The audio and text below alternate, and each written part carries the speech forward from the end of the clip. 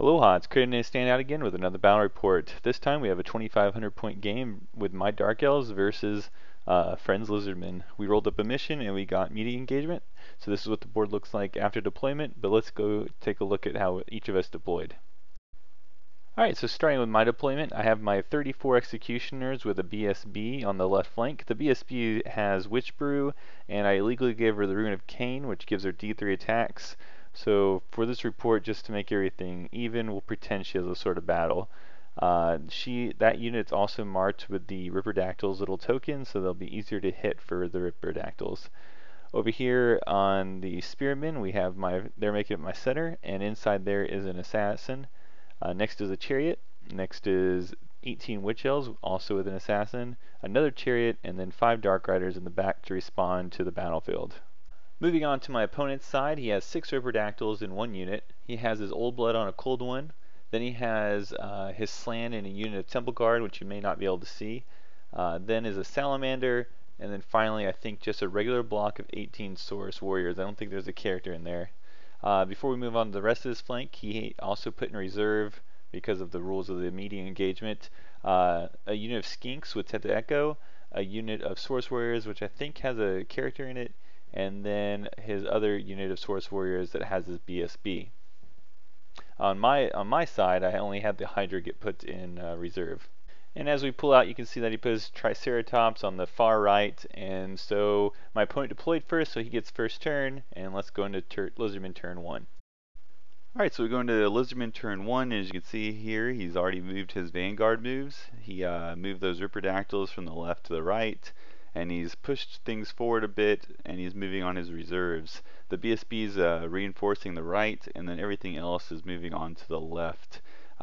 And I'm really in danger already in turn 1, where if I engage any portion of his battle line, my unit's flanks will be revealed to some other unit. So it was a bad setup for me. I'll go into it near the end, but yes, my opponent's already managed to kind of encircle me in this half circle, where each point of the half circle is anchored by something pretty strong. On the left side it's this Old Blood, and on the right side is the Stegodon.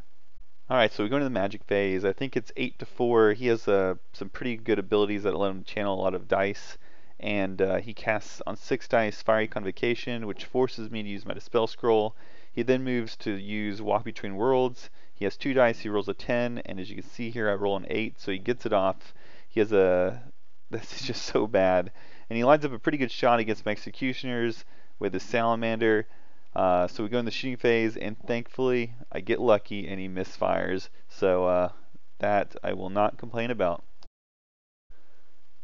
Alright, so we go into Dark Elf turn 1, and I need to get that Salamander out of the way. So I charge it with my chariot, and it goes pretty far where I don't think I'm going to be able to get it, but it's still in the way of my Executioners, so I have to charge it again with my Executioners, and they don't flee very far this time away from the Executioners. But I do have some room to redirect into the Ripperdactyls. I try but fail the redirect test. Have to charge the Salamander, and as you can see here, I catch it. And so at the moment this happened, I was pretty ecstatic. I was like, okay, well, at least I killed the Salamander. But then it presents a whole new set of problems that I'm faced with. My Executioners are way out of line, and I don't think I'm going to be able to support them for a second. And I want to angle them more to the left towards the Ripperdactyls, but if I angle them any more to the left, then their back rank will be seen by the Stegodon, and I don't need a rear charge. So I'm forced to stay like that, and we continue forward. Alright, because of my piss poor deployment, I'm forced to use my Dark Riders and my Cold One Chariot and those Witches to kind of get in a standoff situation with the Old Blood, I think it's called, the Old Blood Saurus character and his Saurus Warriors that are next to him. I mean, it's not ideal, it's not going to work in the long run, but it's all I got. And then I hesitate moving up the Dread Spears forward to support the Executioners because I feel like that will overextend my lines. But staying in place isn't a good option either, so I don't know. I don't make some good decisions in this round. And then I follow up with my Hydra, and my idea is to put the Hydra coming into a position on the board that can help me with my Executioners later, but also keep that Stegodon in a bad position where I can charge it no matter where it moves. But for whatever reason, that's my idea, and I put it in a position where the Stegodon can definitely move out of my charge arc if he just moves forward and passes the march test. I have a great magic phase. Though it's defensive, I get a Glittering Robe here on the Spearmen. I then get Enchanted Blades on the Witches to deter any charge on them. And then finally, I get a low-level Searing Doom off on the Ripper Dactyls, and I happen to kill one, so that's pretty nice. Alright, so this is the look of the board at the top of turn 2. He declares 2 charges, the Ripper Dactyls into the flank of my Executioners, and the Saurus Warriors into the front. Then everything else inches forward except for the Stegodon, which moves its way up and gets out of my line of sight. Then he swings his Old Blood wide here, and we go into the magic phase. Alright, so we go into the magic phase, and as you can see here, he's cast 4 spells into this combat. A lot of times when you see this situation arise, you usually assume that maybe I failed to dispel a spell, but that is not the fact. My opponent has a copious amount of combat spells, and I was able to stop 2 or 3 of them, and he still got off 4 because he can 2-dice them. And as you can see here already, the combat does not go terribly great for me. Well, it goes okay for me. I do kill a lot of Ripper Dactyls. And I kill a couple Sauruses. I'm steadfast by the slightest of margins, and I stick. But it's going to be a losing proposition over time. I lost my BSB, and I don't have any reinforcements. Now I really wish I would have pushed my Dread Spears forward to help reinforce this combat. Okay, so Dark Elf turn 2 starts with a couple of desperate charges. I charge the Witches and the Cold One Chariot into the far left Cold Source unit, and then my Spearmen and my other Cold One Chariot try to charge the rear of that Ripper Dactyl. The Cold One Chariot's the only one of the 2 that makes it over here, and then neither make it over here. Dark Riders move out of sight of the Old Blood Saurus Warrior. In the magic phase, I'm able to get off Enchanted Blades to help my Executioners a bit. I hit on 4s and 5s, rerolling 6s. So let's go into combat. In combat, the Chariot is able to do 3 wounds. To his 1 wound, I win by the charge. So he loses by 1 and he passes his break test. And then over here, the Enchanted Blades actually helped out a lot. I think I lose still. No, I think I win this one and everybody sticks. So there you go. Alright, so here's a look at the board at the start of Lizardmen turn 3. My opponent has a couple of charges to declare. First, the Temple Guard into the flank of the Witches. Then he has some Saurus Warriors adding some ranks into this Executioner combat. And then finally, the Stegodon charges the flank of my Spearmen. Alright, so in the movement phase, he moves his Old Blood to start hunting down my level 4. Here he casts a bunch of magic that I didn't picture. And then we go into combat. The Saurus Warriors up top beat my Chariot, but don't make it into the Witches. And then the Witches still lose combat by a lot and get run down.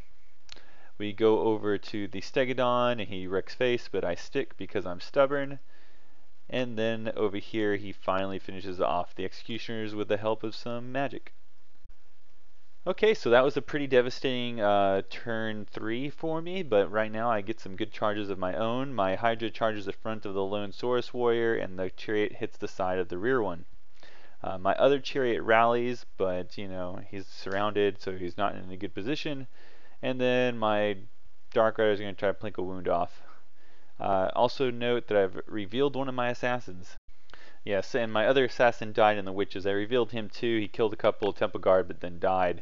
So my Hydra kills the loner, runs into the next combat, unloads the Flame Breath, and with impact hits, I devastate the unit. He loses by a lot, and he breaks, and my Hydra runs down, and my Chariot turns to face. Alright, so my assassin does quite a few wounds to the Stegodon, but then the skinks on top kill him. My Spearmen, I think, do another wound. He loses combat by a few, breaks and gets run down, and then unfortunately this stupid forest is a poison forest, so I lose a whole bunch of Spearmen. Lizardman turn 4 is really quick. He moves his skinks up to shoot my Sorceress, but doesn't do anything. He charges these 2 units into my Chariot, easily defeat it, and turn to face my Sorceress. And that's pretty much it. Now, at the end of his turn, I noticed that this guy has not really moved at all, and I think this is an opportunity for me to get some points. And so I don't know if this was just an oversight or he just did not care about my Chariot attacking his Slann. So here we go into Dark Elf turn 4, and I'm hoping to squeeze out a win here at the last second. Alright, so that's what I do. I declare a charge with my Chariot at the Slann, and I bring my Hydra in for next turn. My Dark Riders swing to kill Tadeko, and my Sorceress rallies from being charged by the Old Blood earlier last turn. to combat, and you can see here that I'm missing a chariot. So you might ask, well, how do you lose a chariot against a Slann? Did he beat you in combat? No, of course not. That's ridiculous. Um, did I wreck myself on a tree? That makes sense, but nope, did not wreck myself on a tree. No, what killed me was a stupid egg.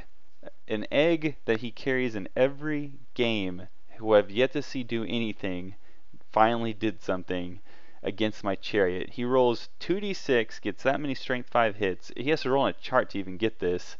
He does 2d6 strength 5 hits. He does 4 of them, and I fail all 4 saves, and I'm done. No impact hits, no nothing.